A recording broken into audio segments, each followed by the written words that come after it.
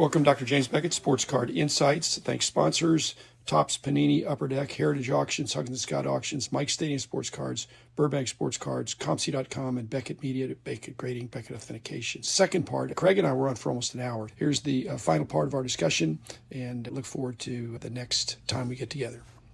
Now, I was looking through one of my old Beckett's from August of 1986, and one of the prices that stood out to me was the Fleer Extended, it was called at the time, Dwight Gooden, was at $75, and the 55 Topps Sandy Koufax was at $80.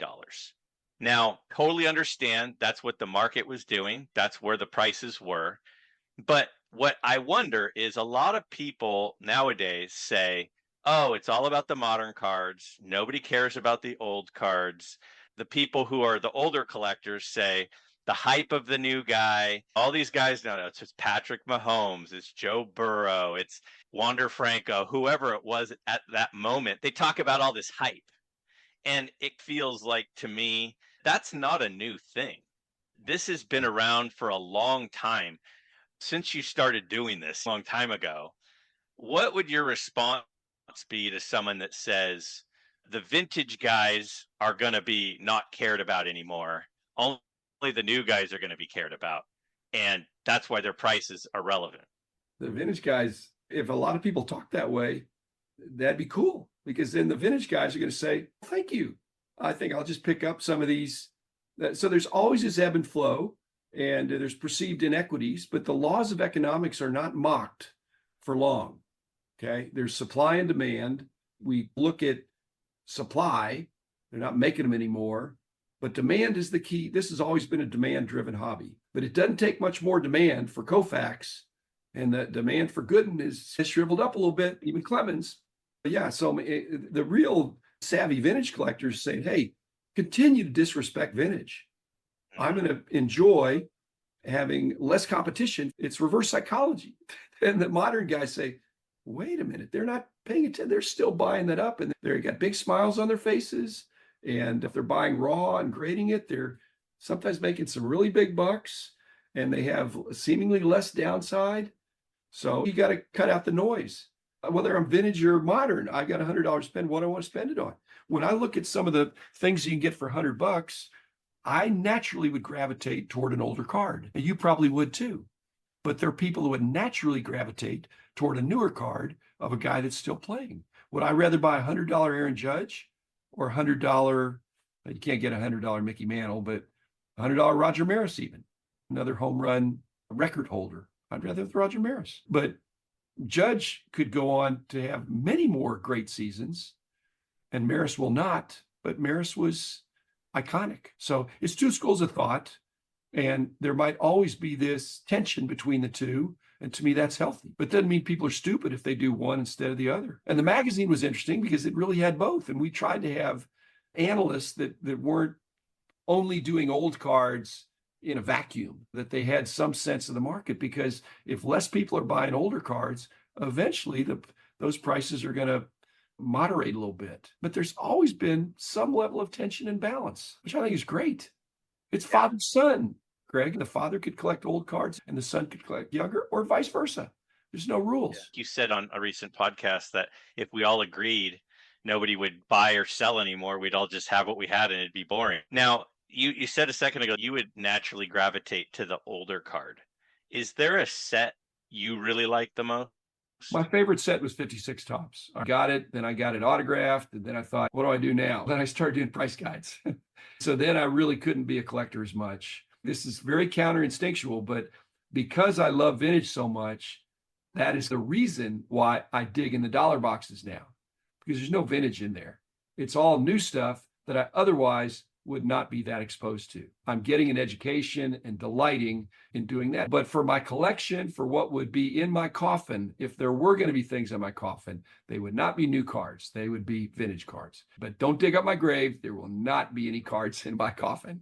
Now, if you could put 3 cards in your collection in there, what would the 3 be that you currently have? Probably Roberto Clemente for my sake, maybe Babe Ruth, Gehrig for my dad's sake. I don't know what the third would be, but I A mean, particular Clemente? Is there a special one you like more than others? I try not to, but I do have a few that I like more.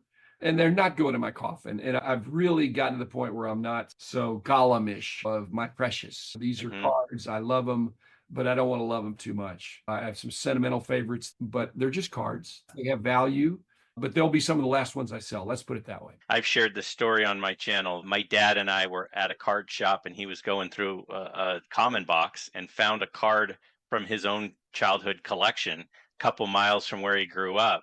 I- He wrote his name and initial on it and I'm waiting found for that. that card. And people have asked me on my channel, what card would you never ever sell? And that's the card I would never ever sell. The one card we have from my dad's childhood collection. Now, you mentioned you had the whole 56 set and you had the 56 set autographed. I know you're a big autograph guy and you were an autograph guy from way back.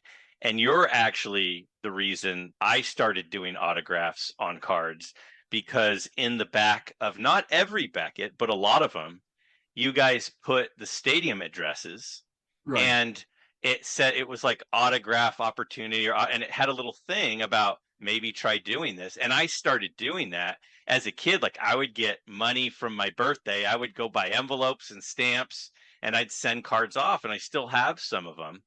Was that the reason that went into the back of the magazine was you were like, hey, people should get into autographs? Or was it just, well, this would be a good addition to So schools? it's a wholesome activity. And we had kids as well as adults. There were adults that sent off for autographs too, but I think that was Pepper Hastings' idea. He had the back page editorial, and remember, he did the payphones in the back of every stadium as well. So he was always looking for clever things that would be helpful to collectors. He was a huge baseball fan, more a fan than a collector. So the fact that people acted on it, we didn't want the teams or the stadiums to be overwhelmed, and I doubt that they were, but they were already getting mail. And if our readers politely requested and sent in some cards, then so be it. And we wanted people to enjoy collect. We always wanted to do things that would encourage this to be a lifetime hobby, not just for kids, not just for adults. It's not against kids, it's for kids, but kids got to be savvy after a while. Kids get smart. They don't get taken advantage of. In many cases in this industry, the kids can take advantage of the adults. You got to say they got a lot of time, a lot of energy, and they have a lot more money than they used to have compared to when I was a kid.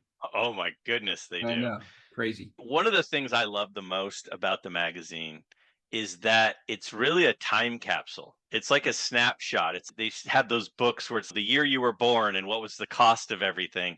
And it allows you to really look back at that moment in time, not just the fonts that you used and the pictures that were used and the letters and the things that you were writing. In the one that I have right here, your editorial article was about card grading. And it wasn't so much card grading of like PSA grades, but it was just the difference between what's mint, what's near mint. And you were doing workshops at the National. Right. You were the moderator of the workshop to talk about some common agreements on what makes things different grades. When you were doing the magazine, did you have any idea that it would be the time capsule that it became?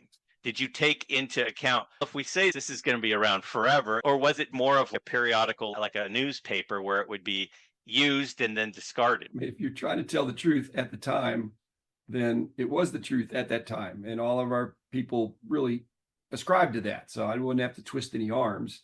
We had people with high integrity. So when you're telling the truth at the time, then 10 years later, the circumstance could change, but that doesn't mean it wasn't the truth at the time. Like I say, new information could come out, but it's like if you tell a lie, then you've got to remember the story and you've got to try to remember what, but if you're just telling the truth of what it was, you don't have to remember something. You just go back to where you were and think about it. And that's one thing I love about the podcast is it's people reminding me about things from back in the day. They're things that I'd forgotten. They happened, but it's just not part of my daily life now to think about what happened 30 or 40 years ago. But if they ask me, I'll say, yeah, that was the reason for that. And this is why I didn't know that. But that reason might not make sense today. That's what's happening with Star Company. There were good reasons that were fully accepted at the time. They were true, but now we've got the internet, a lot more instant communication and viral kinds of things And it's not democracy as much as it's a little bit of herd mentality. You get some vocal influencers who jump on a bandwagon.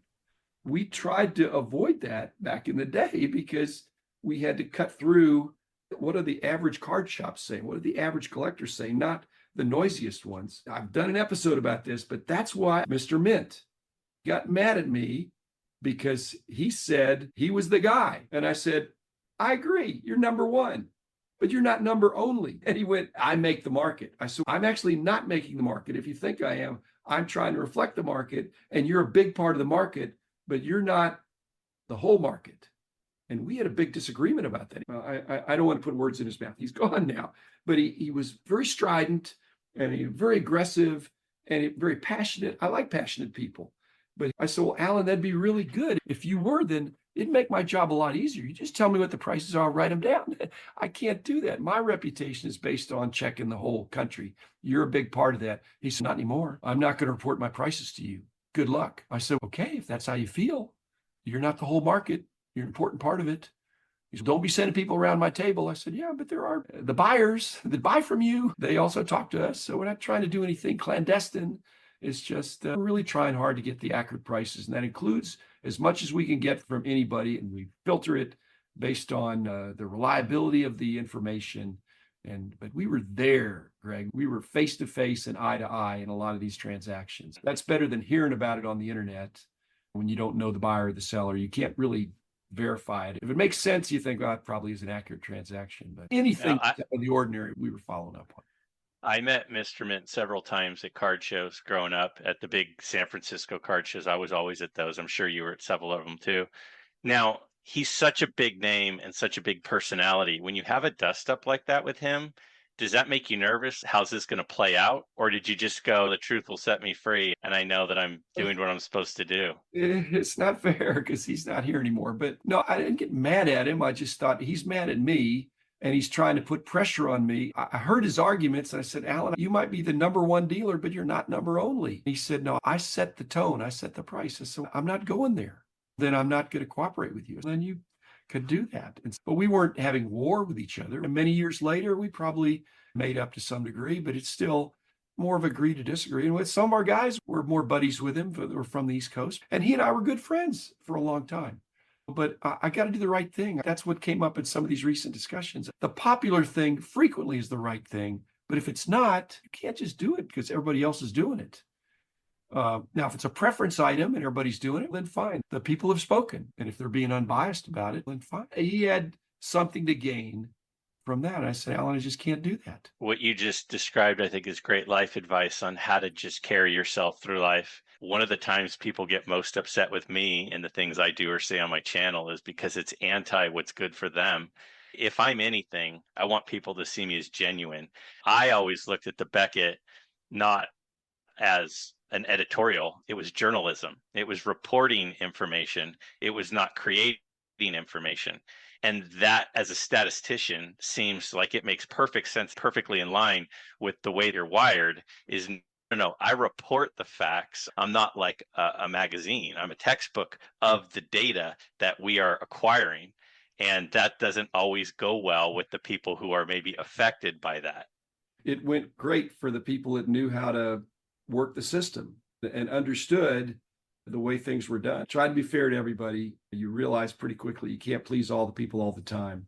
But I don't think I've created mortal enemies because transparency is not an on-off switch, but the level of transparency, of appropriate transparency, they could see that we weren't fooling around. We had our people at all the different shows, and we wouldn't have needed that if we were going to ignore. We were there to seek the information that would allow us to have confidence in what we were putting. And then every month, Greg, we had to do it over again. We were so good that the next month we had to look at the pricing landscape and do it again. And then the next month and the next month. And so we were hopefully iterating. If we did make a mistake, we'd try to fix it the next month. But the mistake would not be that we miscalculated as much as we didn't have all the information. More information, that's better. If it's accurate information and not somebody that's trying to pull a fast one. Because they have an axe to grind.